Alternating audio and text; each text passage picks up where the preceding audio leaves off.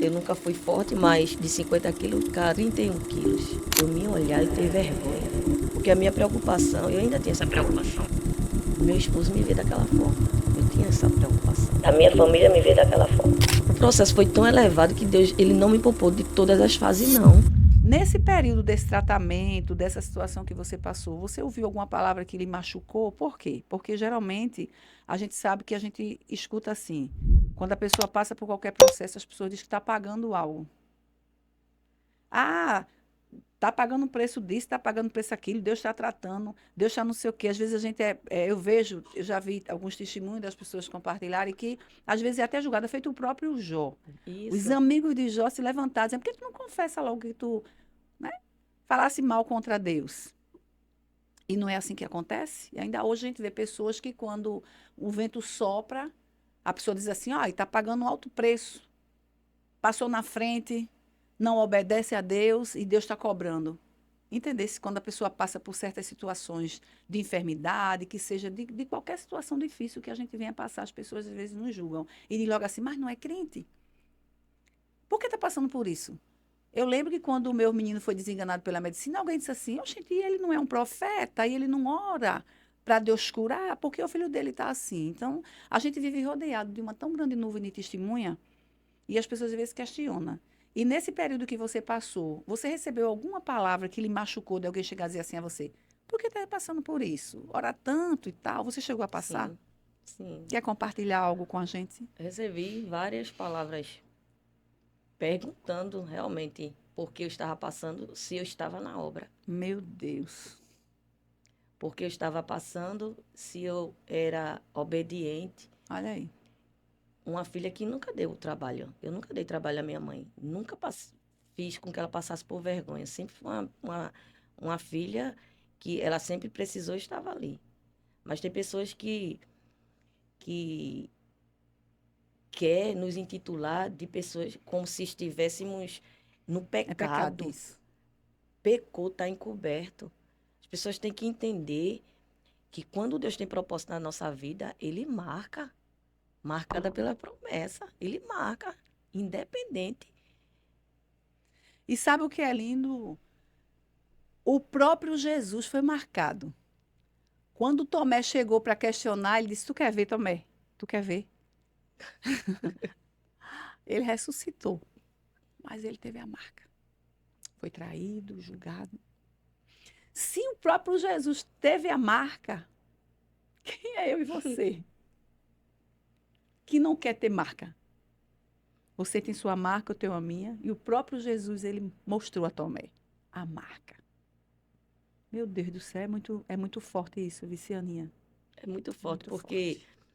as pessoas nos olham o que tem É, aqui, mas o que tem aqui as pessoas não não. olham. Porque quando eu estava passando por processo, eu vou dizer uma coisa que me marcou muito, foi uma pessoa parar a minha mãe no meio da rua e dizer assim, você já pagou a funerária? Meu Deus. Minha mãe passando naquele processo, a única filha naquela situação, você já pagou? Porque vai morrer. Tá entendendo? É a pessoa não entender realmente que a gente somos barro na mão do olheiro, que a gente É. está disposto a passar por essas situações. E minha mãe fala, dizer, não, não paguei não, porque ela vai viver. Então, às vezes, a gente passa por processo que as pessoas pensam que foi o pecado do pai anteriormente, ou foi alguma coisa, não. Maldição hereditária. Maldição hereditária, É não. quebrado. É, Quando a é gente para um aceita Jesus. propósito, é para propósito mesmo.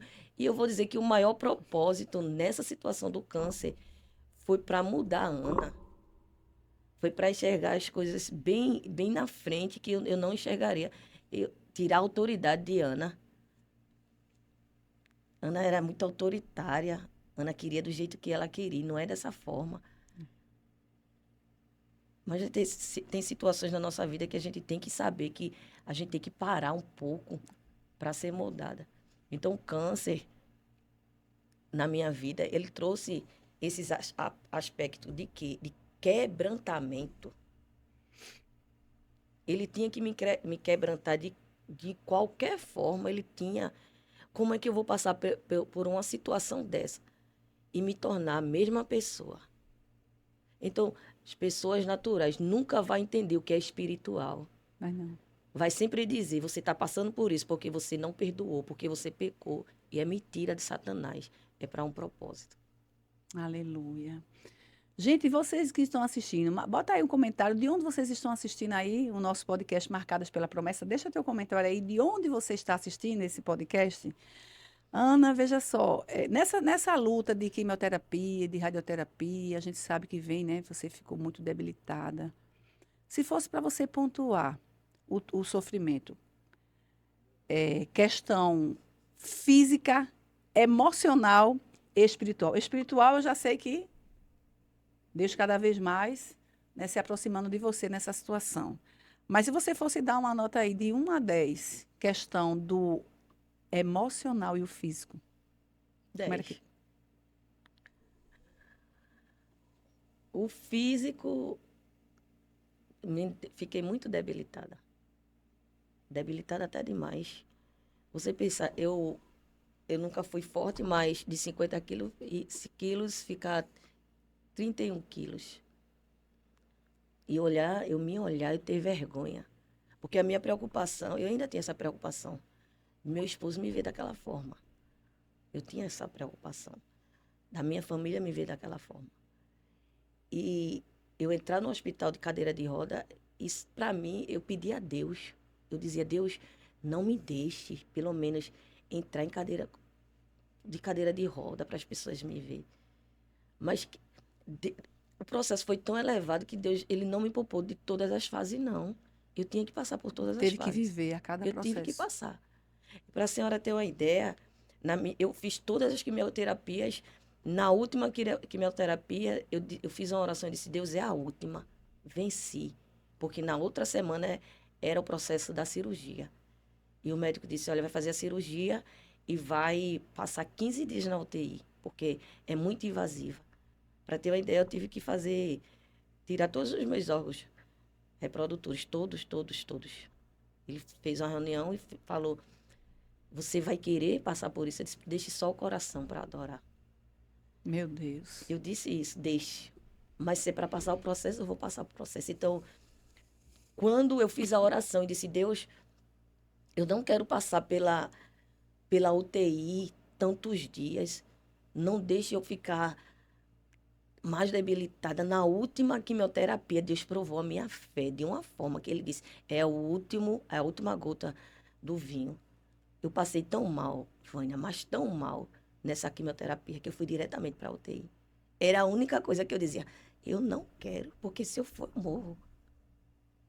E Deus disse, você vai, porque o processo vai ser até o fim.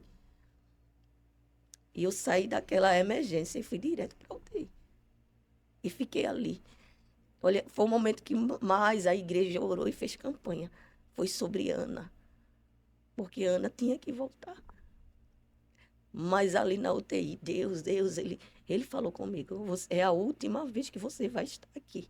Aleluia. E você não vai passar os 15 dias. Eu passei 2 dias. Deus entrou naquela UTI e disse, eu sou vida na tua vida. E Deus liberou naquele momento uma cura tão terrível da minha vida, porque aquele estágio, pela a ótica humana, eu iria morrer. E a última quimioterapia, radioterapia que eu fiz, Deus fez o tumor estourar dentro de mim. Aleluia. E ele estourou dentro de mim, eu coloquei todo o tumor para fora. Meu Deus. Antes da cirurgia. Antes da cirurgia. Eu Meu coloquei todo o Deus. tumor para fora. E saí da cirurgia, e saí daquela UTI. Fui para uma sala, fiquei ali sendo observada. E depois veio minha cirurgia. Eu disse, Deus, é o último estágio. Eu estou em paz. E agora seja feita o resto da tua vontade na minha vida. E passei pela cirurgia. Quando eu vi aquela bolsa, eu agradeci a Deus porque eu estava viva. Glória a Deus. Eu disse, Deus, eu estou viva. Toda, toda a trajetória que o médico disse que eu não iria passar, eu passei.